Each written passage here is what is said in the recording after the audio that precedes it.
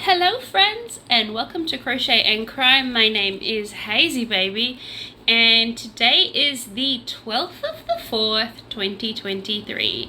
So if you are new to my channel, welcome and welcome. It is where I crochet and talk about crime, so please come on down, come on in and watch me as I crochet and talk about crime. So let's get this day started. Okay peeps, so part of my Crochet and Crime channel is that I crochet projects while talking about crime. So the last couple of days I've been crocheting this project, which wasn't a project for anyone in particular. It was just something to do until I got a commission piece, and luckily for me I got a commission piece from one of my subscribers, and they have already paid the deposit for their blanket, so I will get started.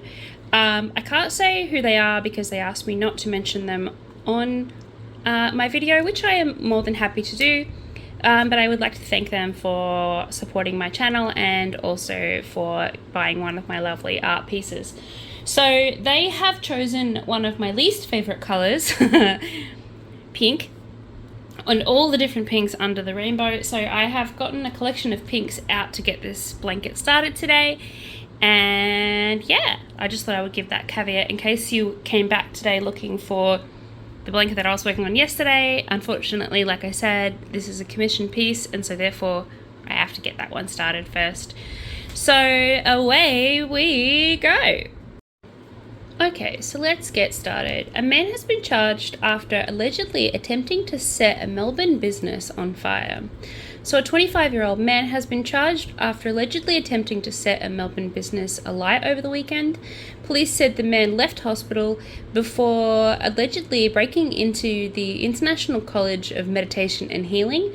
So I spoke about this guy the other day. He has mental health problems. I just want to set that out as a caveat to the start of this story. I've actually spoken about it before. He allegedly turned on a gas stove in the kitchen before leaving. He returned a short time later, where he entered the centre and doused it with petrol before trying to set paper on fire. He was unable to light the petrol and ran from the scene. A 52-year-old woman staying at the property was injured. The man has since been arrested and charged. The Ivanhoe man has been charged with aggressive or aggravated burglary, attempted criminal damage by fire, and reckless conduct endangering a life, and reckless conduct endangering serious injury, and stalking, and some other assault-related charges.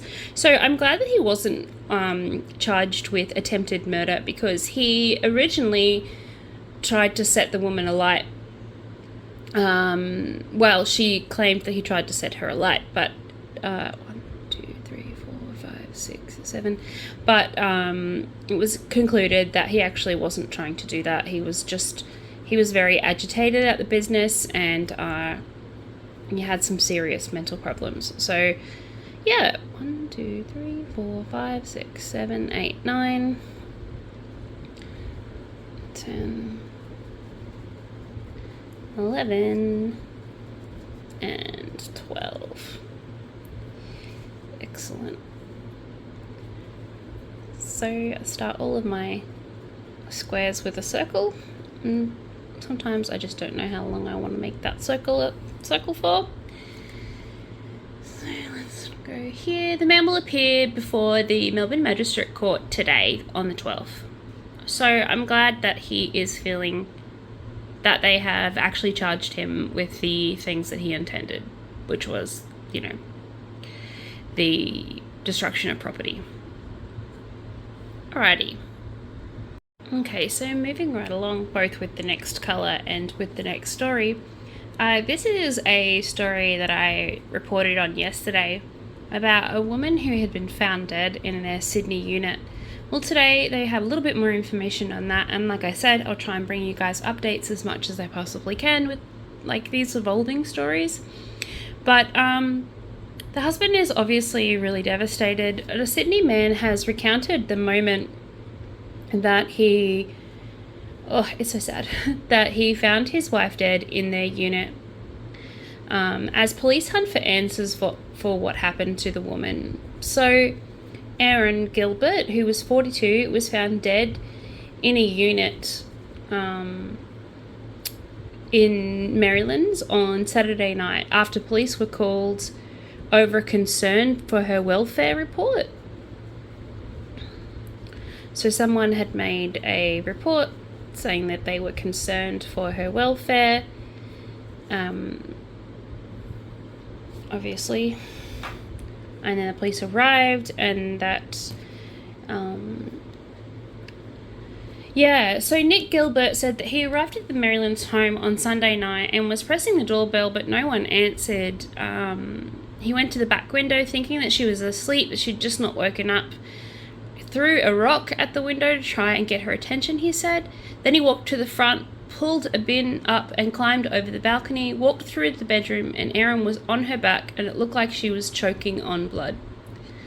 Gilbert said that he grabbed his phone and called a friend who arrived at the house to find his 42-year-old wife gurgling blood before he called an ambulance. I just said, "Erin's dead, help me, Erin's dead," he said. The 38-year-old said he tried to resuscitate her and perform CPR, but she was already dead. Gilbert has assisted police with their inquiries, and he was taken into custody to help with the investigation and has since been released without charge. So I'd say he's not a suspect. Police are still hunting for the information about what happened to Gilbert's wife. And I have so many questions, like, why didn't he have a key? Maybe he left the key at home. I don't know. Maybe they weren't living together. I don't know. It's a lot of speculation from me. But I am concerned about him and her. But for now, he's mourning the loss of the woman that he said completed him. I feel like I let her parents down. I feel like I should have been there, he said. She just completed me. I will miss everything about her. Gilbert said that she loved cooking. Yeah, he loved cooking for his wife, and she would clean, and they worked well together as a team. That is kind of a strange comment to make. I mean, okay, probably not the things that I would want my husband to say about me if I was to be found dead. Like, I was really good at being domestic. It's kind of strange. Okay, but who am I to say? I don't know what people say when they, mourn the loss of their loved one or whatever, but it just seems like a strange thing to say to me. But anywho, like I said, detectives have established a task force to investigate the case of Erin's death, which means I'll be bringing you guys more updates. So they just need to get their background on what may have happened, who may have been there, who may have seen it, who was at the location with her. The superintendent, Andrew Holland, said yesterday that they don't have any answers to any of these questions. So they really, really would like to get to the bottom of this and figure out what is going on. So, yeah, and I really hope for her sake, for his sake and for her sake, that they do find the person responsible for her death. Because it sounds like it was a pretty horrific one. Okay, moving right along to the next story. I'll try and bring you guys updates as much as I possibly can. Okay, so 2 men have been charged with murder of an elderly Sydney man in a 2020 home invasion. So police have charged 2 men with murder over the death of an elderly Sydney man in alleged home invasion nearly 3 years ago. So Carl Salba, 86, suffered some serious head injuries. Okay, hold on, give me a second. What have I decided I'm going to do in here? Yes.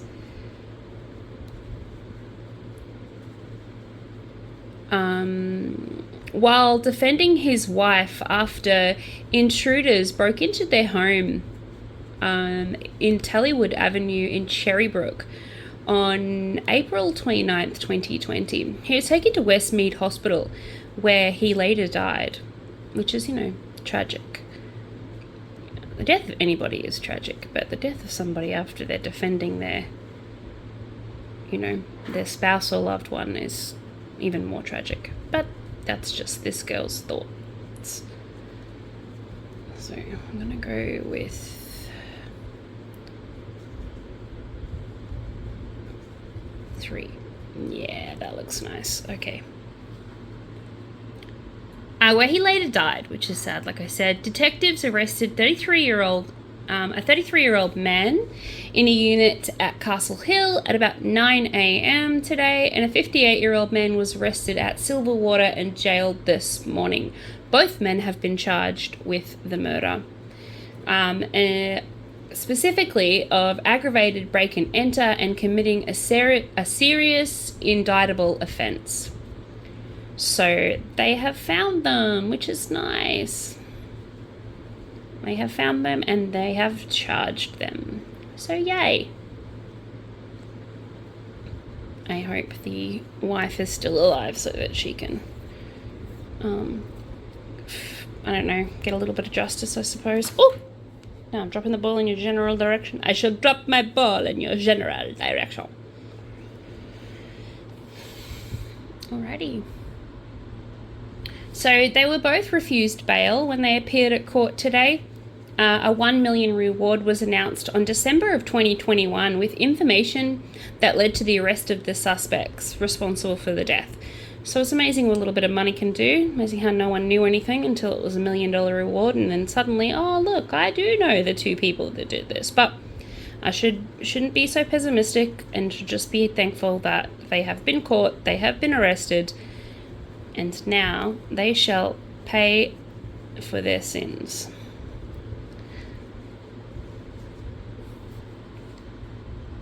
They're definitely old enough to know better, that's for sure.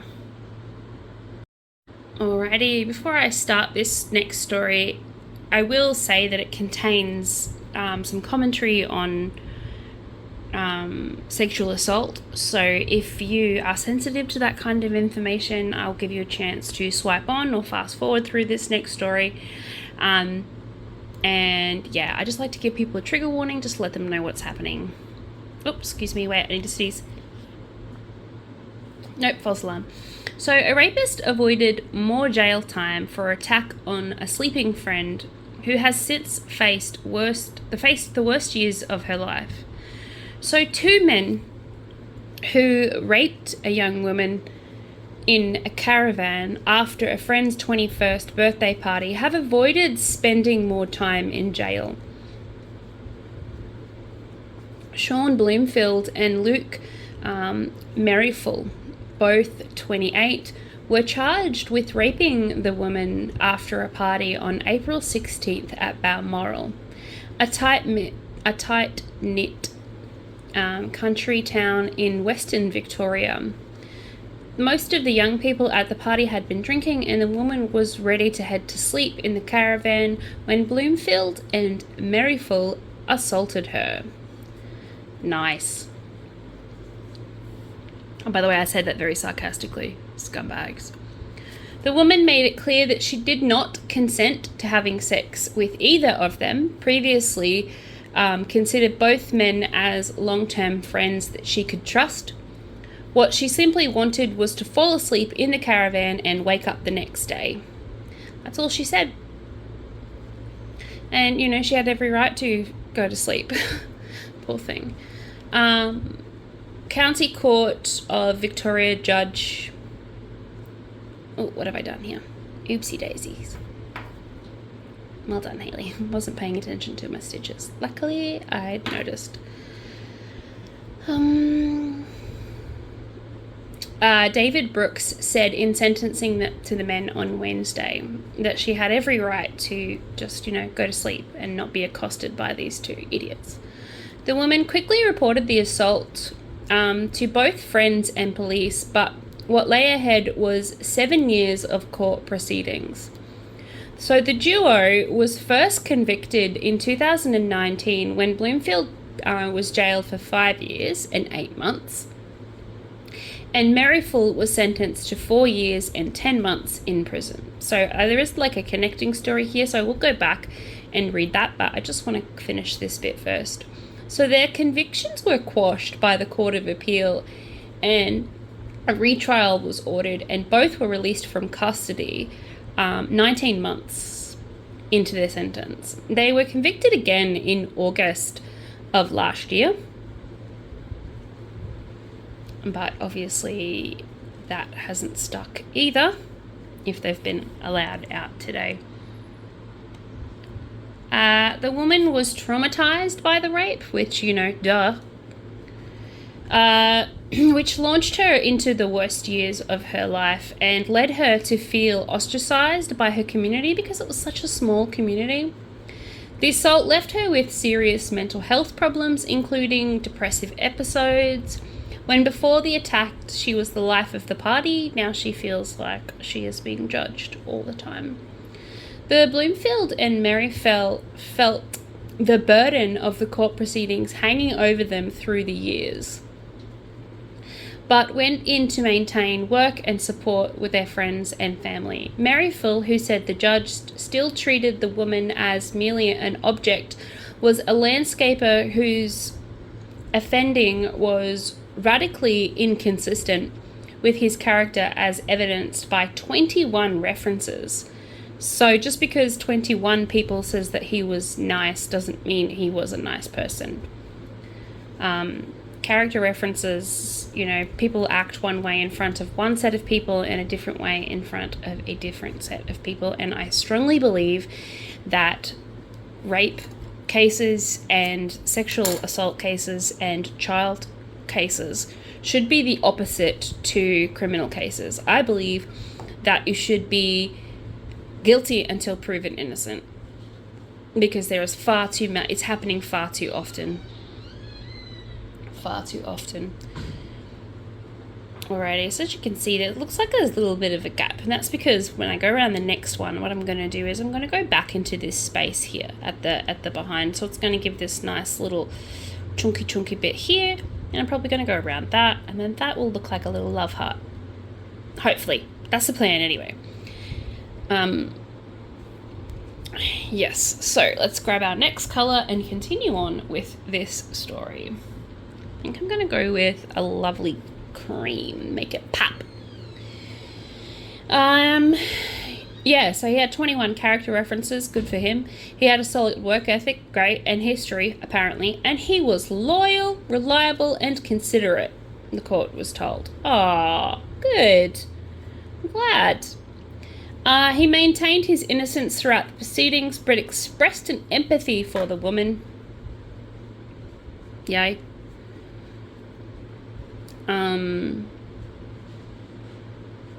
Bloomfield expressed little remorse, the judge acknowledged. He stopped assaulting the woman as soon as she pushed him, but said did not distract Malarkey from the seriousness of his offense. So, it's still pretty serious to do these things that he has done. And so, therefore, I can appreciate what the judge is saying. Bloomfield was recognised with a bravery award after saving 2 men from drowning in 2014 and volunteered with the fire service, and was a prison listener who spoke with the remandees of custody. So this poor girl, she's now had to face these 2 apparently upstanding citizens. And allege these offences, which they have been found guilty of. I will remind everybody, they were found guilty, but clearly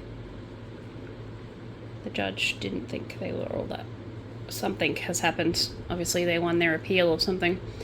Anyway, so his offering was a stark contrast to the otherwise good character, Judge Brooks said. So his offending, was opposite to his obviously, good character that he said.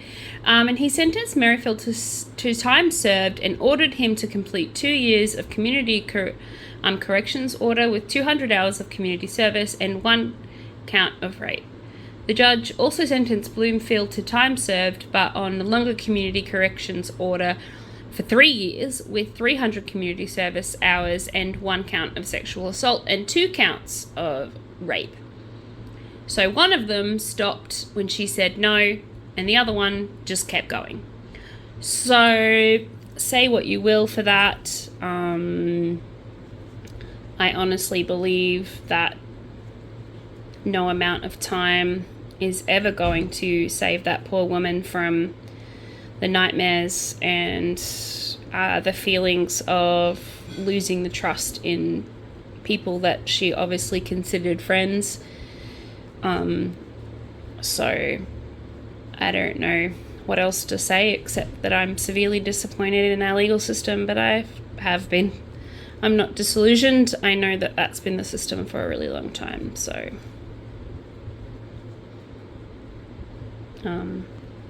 yeah, but I really don't think that, look, it's hard for me to say. I'm not a judge, I am not a jury, I'm not anything. I'm just a regular human being who believes that past behavior is representative of future behavior, and while they might seem like they're quote unquote good people, it doesn't take away from the fact that they have been accused of such a horrific crime. Alrighty, I'll move along from it anyway. I could rant about this for hours. Okay, so this next story is another heavy one, and again, I caution you in regards to it, as I know that it is about the case of a dead child. So I'm cautioning you in advance to please scroll on if you are sensitive to this kind of information. Okay, so it's a real kick in the guts, says a dad, as the convicted killer of his teenage son appeals his sentence. So tragic, absolutely tragic. The parents of a murdered Queensland teenager have shared their outrage and heartbreak after learning their son's killer will appeal his jail sentence. So Jack Beasley was 17 when he was stabbed to death barely 2 weeks before Christmas in 2019. Jack was stabbed in the heart and later died in hospital after a fight broke out between two groups of 5 teenagers at Surfers Paradise. So I'm assuming, and I know assuming makes an ass out of you and me, but I'm assuming that this happened during schoolies, as it's around about the right time of the year. So 2 teenagers were jailed over the stabbing. One boy, who was 15 at the time, was sentenced to 10 years in prison after pleading guilty to the murder and 2 counts of committing malicious acts.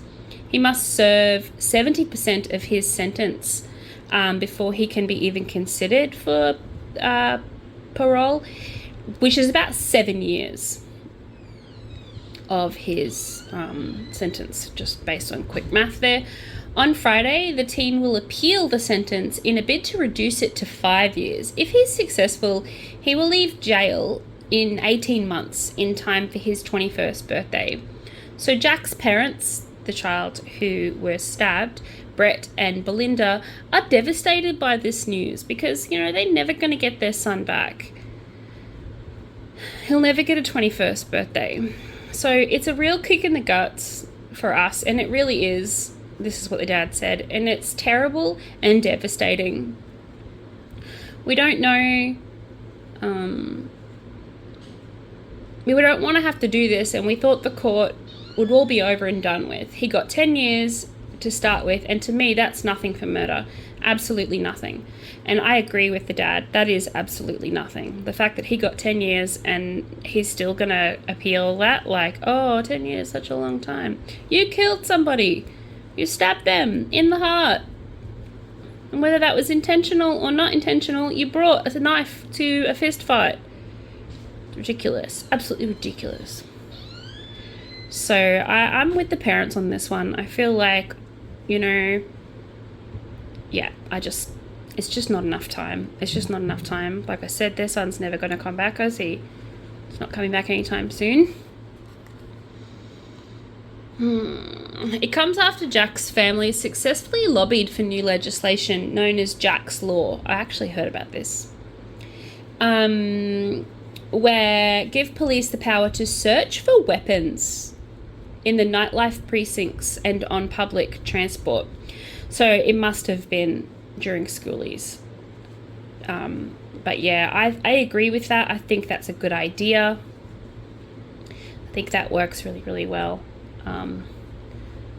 So I'm glad. The law was passed in Parliament a few weeks ago and came into effect on what would have been Jack's 21st birthday. Over the Easter weekend, police said that nearly 600 people were searched in Queensland's nightclub precinct, resulting in the seizure of 6 knives. So look at that. So you can't tell me it's not going to work. That is amazing, and I am so glad that something positive is coming out of something so horrific and so negative. And as you can see, this blanket is starting to look absolutely fabulous. I love it. Isn't it cute? So cute. Alrighty, let's move on. Okay, so this next story is also out of Queensland, and it's about the body of a missing woman. So the body of a missing woman has been picked up by a rubbish truck, according to police. So police believe the body of missing Queensland woman who was dumped in a wheelie bin and picked up by a rubbish truck and taken to a waste site. Detective Superintendent Andrew Mishingham said foul play could not be ruled out for the search of the 78-year-old retired school teacher. Leslie Trotter continues. Ongoing investigations can reveal that on the morning of March 28th this year, the body of a female who was believed to be Leslie Trotter was located in a general waste wheelie bin on Marivale Street in Toowong, near where she resided.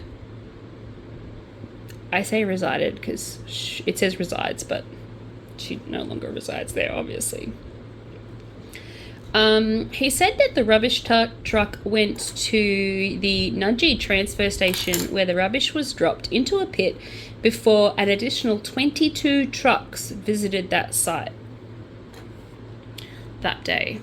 Okay, so when it comes to this, I'll come back to this, but when it comes to this crochet, it's really important to not get too panicky when you're making stuff like this if it's a bit bobbly, because we're going to go into a nice little square soon. So try not to stress. Try not to stress. Okay. I think I'm going to go, we'll go with this pink next. Alrighty. Where was I? Okay, so the trucks were taken to the dump site from Rochdale to Swanbank, with Rochdale facility taking 1 truck and Swanbank taking 5. So they grabbed the loads from the 22 trucks and they compacted and compressed them down and took them with 6 B-double semi-trailers to 2 waste disposal centres in Queensland, in Brisbane, near Brisbane, 1 in Rochdale and 1 at Swanbank. So they seized the rubbish at each of the sites. It was quarantined over the weekend and a truck was seized. They're currently planning an extensive search of both of these sites to try and recover the remains of the person who they believe to be Leslie Trotter, he said. So Massingham said finding answers would be a complex mission as police face a pile by pile, piece by piece search of general waste. I mean, that's a lot. That's a lot of stuff to be searching.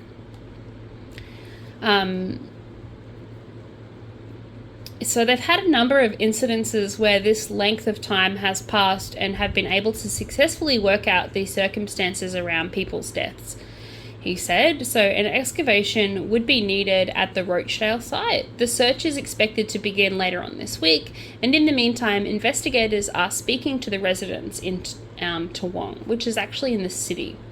A large-scale search was sparked when Trotter vanished one day after seeing family with more than 130 police officers and state emergency, so SES, volunteers involved.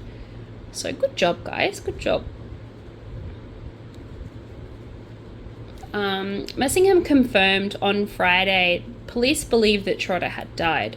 Trotter's next of kin has been informed, he said.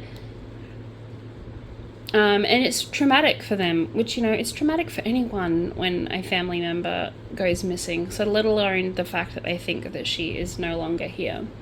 Particularly a lady of that age looking forward to the next chapter of her life. So it's just a really sad story, and it's a sad story when anyone dies, but it's just so sad. A terrible way to dispose of her like she is nothing, I think. Messingham said that police would treat the matter as suspicious until further information has become available. Police currently have no suspects in their investigation. So, like I said, it's just tragic. Hopefully they find her.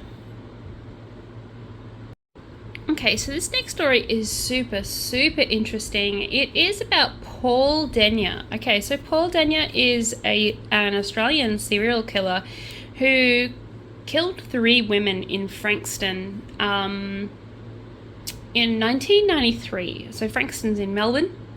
So family and friends of Frankston serial killer Paul Denyer's victims are demanding more information about whether the triple murderer will be released from jail. So Denyer is eligible for parole from today after serving 30 years for the murders of 3 women in Melbourne in 1993.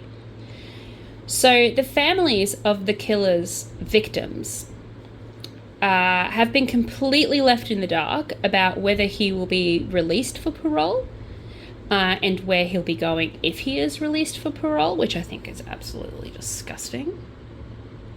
So Denyer was sentenced to life in prison without parole, but the term was later reduced to a non-parole period of 30 years on appeal.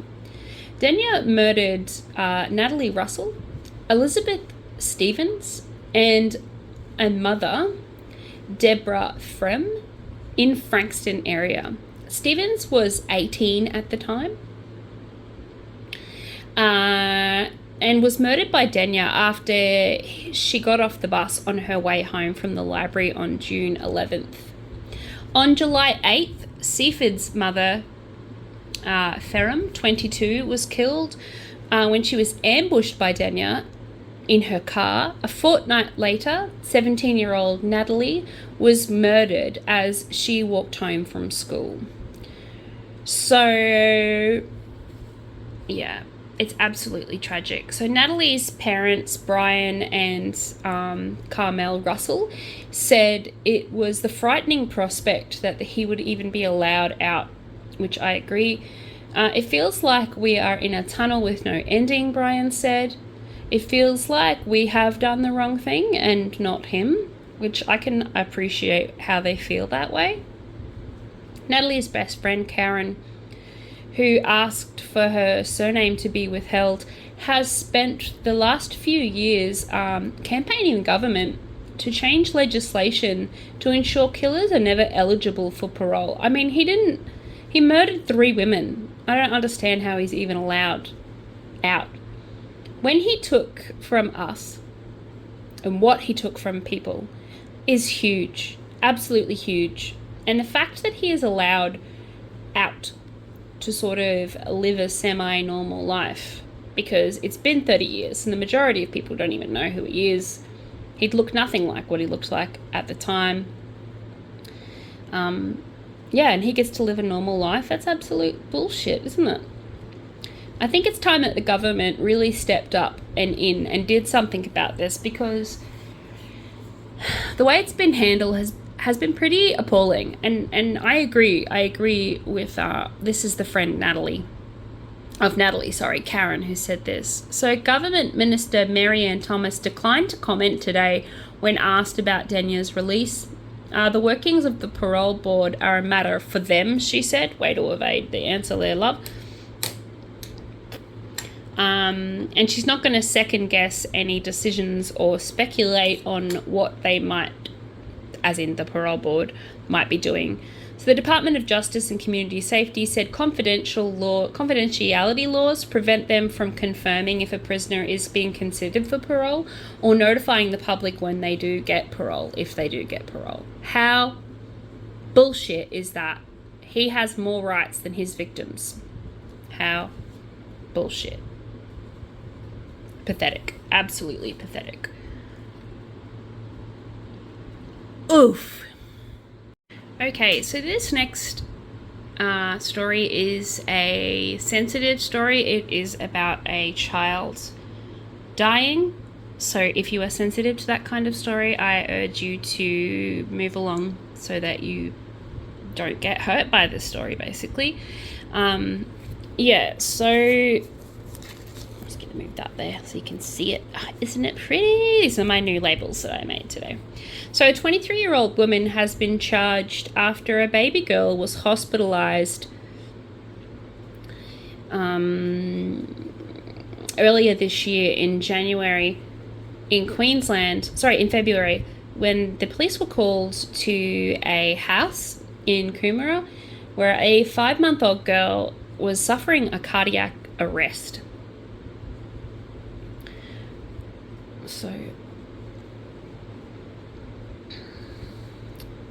the girl was rushed to the Gold Coast University Hospital, where further testing confirmed she had significant internal injuries.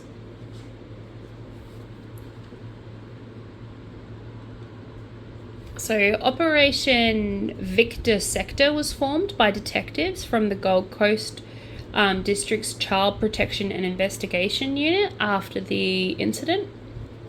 And a woman has since been charged with grievous bodily harm and will front Southport Magistrates Court on June 6th. So hopefully I will have some more information about that one once, more information can be provided.